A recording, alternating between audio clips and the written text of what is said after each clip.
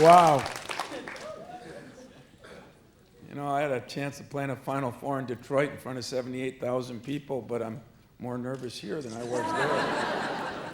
So, personally, I don't know what the hell I'm doing here, but I guess it's to make you laugh. I'm from the UP where there's 11 months of winter and 1 month of poor sledding, and I normally, I said I had to introduce Tim Bograkos, and I said, well, I better dress up for this.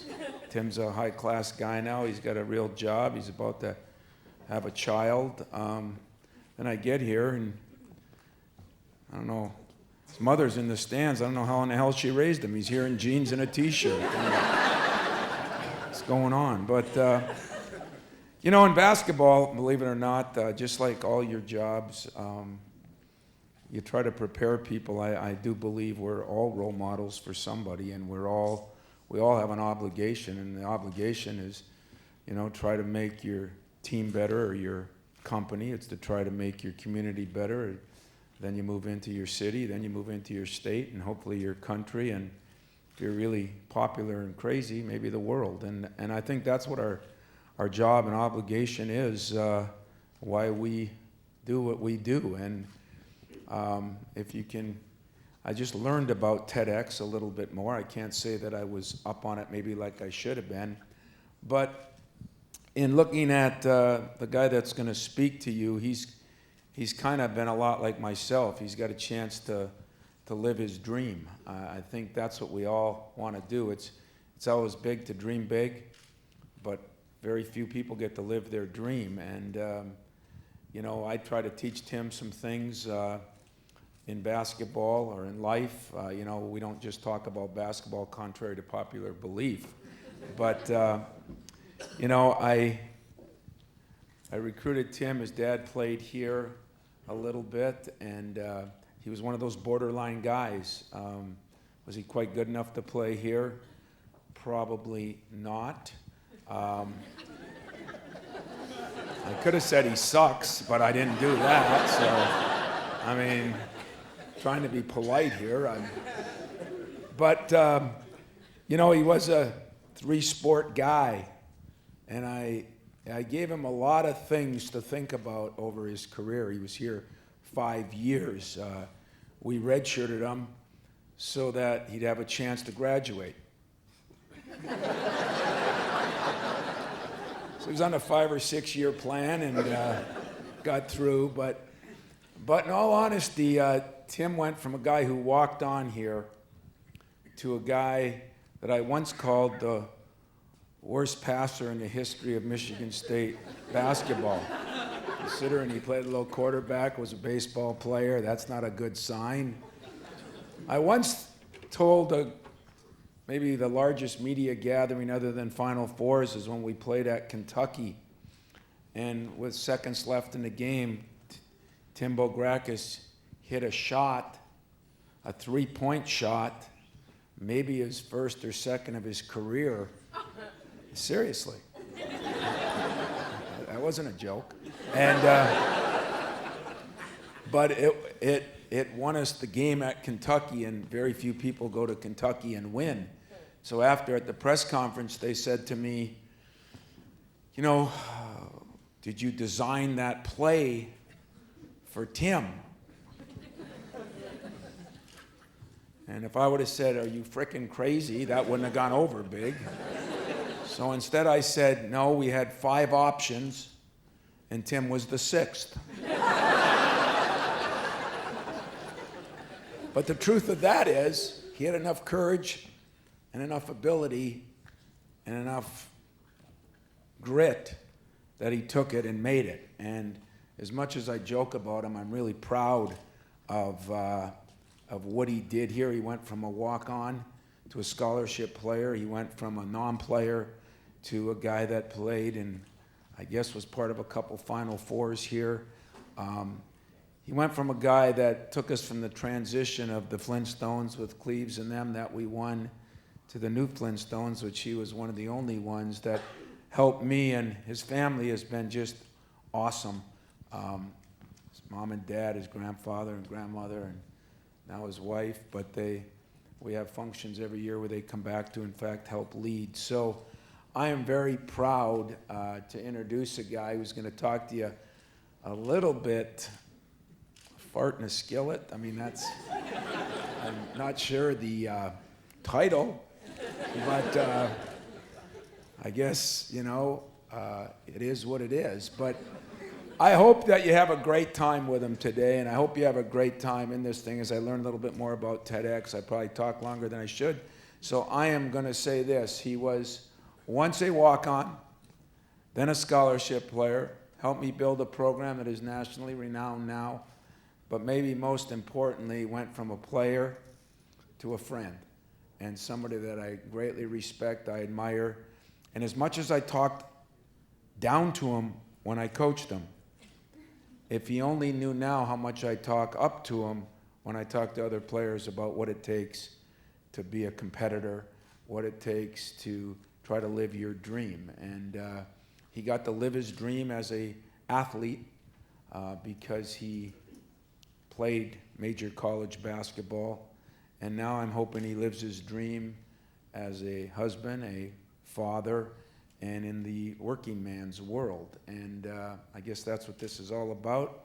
So without any further ado, please welcome my former player and my great friend now, Tim Bograkos.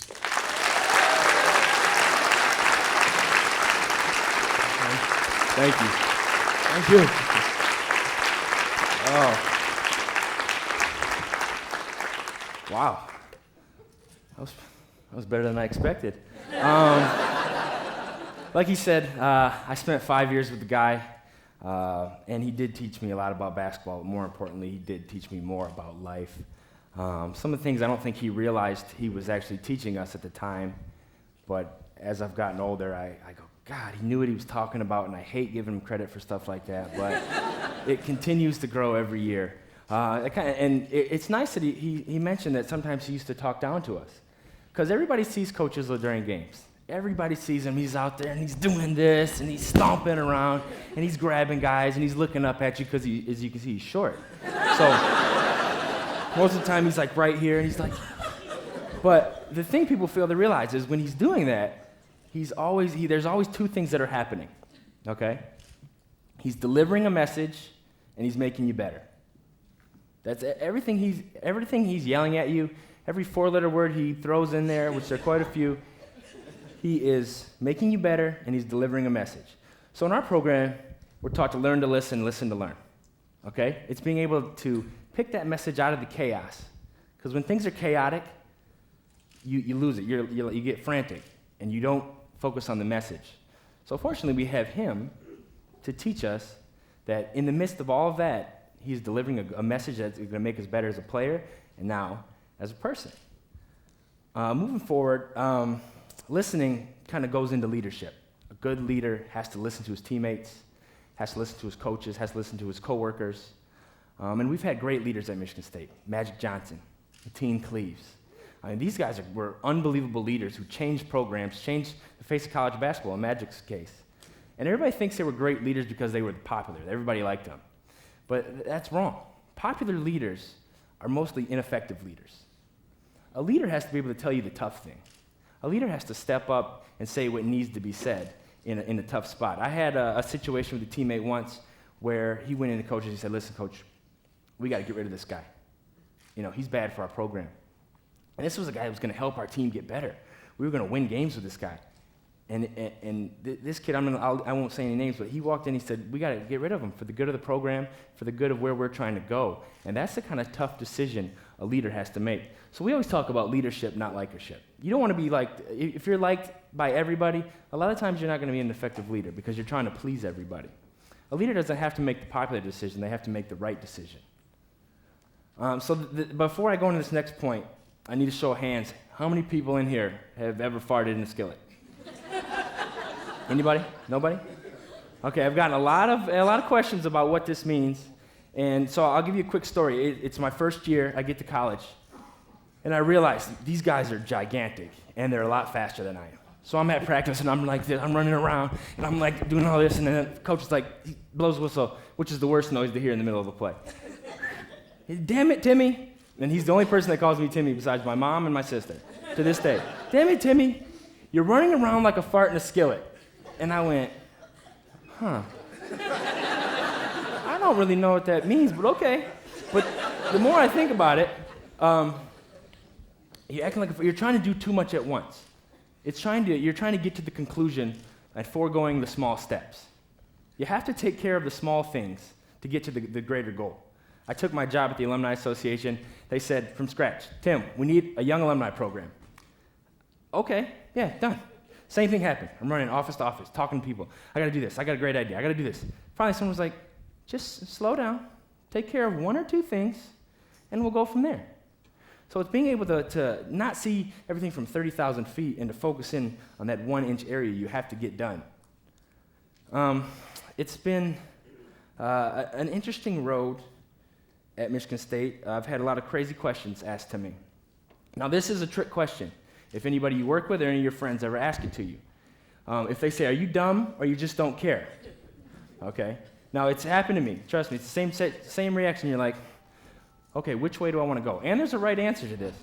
But if you have someone that you know that they are constantly making small mistakes over and over and over again, this is the easiest way to figure out why.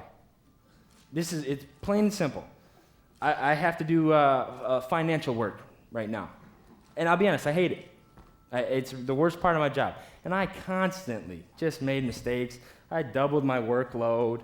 It was ridiculous. I could tell people didn't like working with me anymore. And I sat back and I was like, well, I know I'm not too stupid to do this work, but I guess I just don't care enough about it. And it kind of sucks to realize that, but it's the best way to examine yourself. If you keep making a mistake over and over again, it's going to be one of those two things. And if anybody ever asks you this, especially anybody ever says to you, are you stupid or you just don't care? Always take stupid. Always. Because telling someone you work with or work for that you don't care about something they need you to do, that does not go over well. Trust me. I've seen guys, the wheels turn in the locker room, and we're like, take stupid.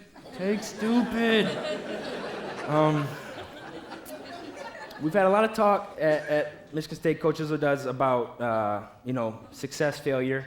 And something he once told me, it stuck with me. I believe that people are more afraid of success than they are failure.